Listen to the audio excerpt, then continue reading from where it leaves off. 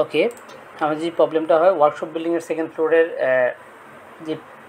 যেই সুইচটা আছে সেখানে অটোমেটিকলি তার বিলেন চেঞ্জ হয়ে যায়। ওই বিল্ডিংয়ের সুইচটার আইপি হচ্ছে 200.147। আমরা ব্রাউজারে গিয়ে হিট করলাম এবং ইউজার নেম পাসওয়ার্ড দিয়ে এখানে লগ ইন করবো।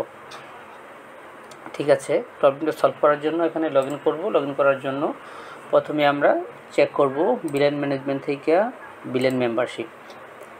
এখানে দেখুন এই যে কিছু কিছু দেখুন ট্রাঙ্ক হয়ে আছে আর অ্যাক্সেস আছে, ট্রাঙ্ক আছে অ্যাক্সেস আছে। ইন্টারফেসগুলোকে আমাকে সবগুলো ট্রাঙ্ক করে দিতে হবে। তাই কনফিগার ইউজারটা যাব, আমরা বিলেন কনফিগারেশন ইউজারে যাব, সবগুলো ইন্টারফেসকে অ্যাক্সেস করে দেবে। এরপর যে আমরা নেক্সট ক্লিক করব। এখানে দেখুন যেগুলোতে হলুদ হয়ে আছে এগুলো আমরা সিলেক্ট করব, মানে এই পোর্টগুলো ট্রাঙ্ক হয়ে আছে, এগুলো সিলেক্ট করলাম। দেন নেক্সট ক্লিক করব, নেক্সট, দেন নেক্সট, নেক্সট, এবার অ্যাপ্লাই করে দিব, দেন ফিনিশ। এখানে আমরা সেভ করে দিব।